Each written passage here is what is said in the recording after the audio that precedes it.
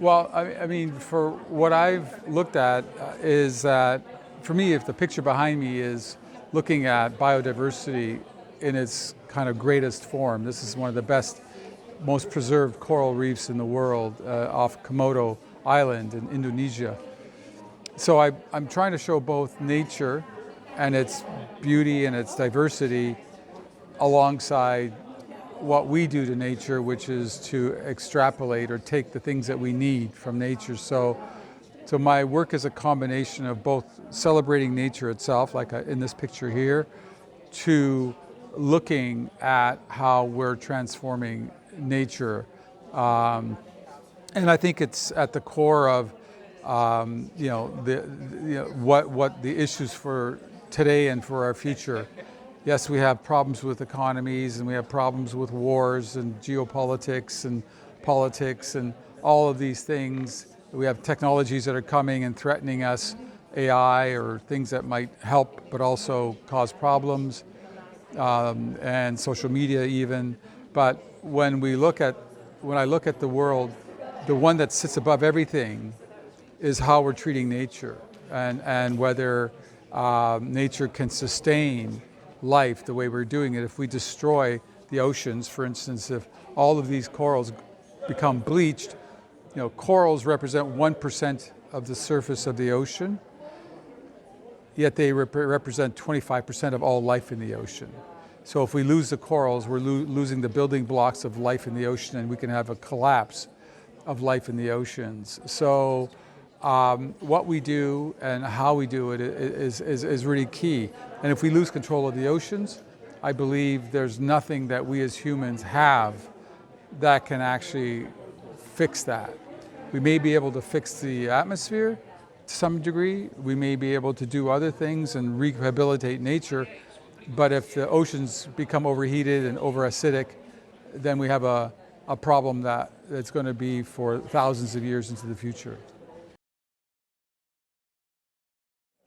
Well, I think industry is part of the solution.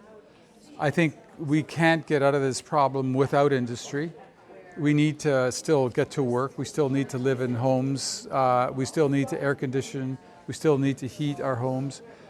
We still need food to eat, and we still need systems to remove waste and deal with all our waste. So we are stuck with industry. And the issue is to make industry more responsible, to be able to use capitalism, I believe, to get the results that we want, and to use politics to incentivize the results we want, and to use politics to also disincentivize the results we don't want. So we want to take away subsidies from oil and add subsidies to greening the economy, to find new ways to make energy that doesn't hurt the planet and doesn't add CO2 to the atmosphere. So I think it's a balance, and we need to. My biggest worry is that the industries that are there, the coal and the oil and the ones that are using and burning a lot of fuel, don't want to change, and they have a lot of power.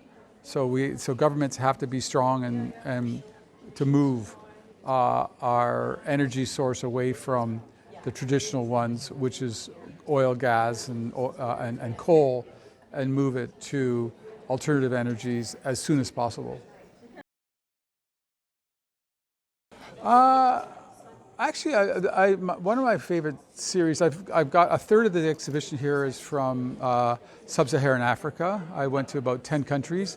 I did a lot of work with the salt industries because they were so interesting in places like Senegal, and so to me that's a series that I'm really excited about and bringing for the first time into the world. So that's my most recent work, is the work I did on Africa.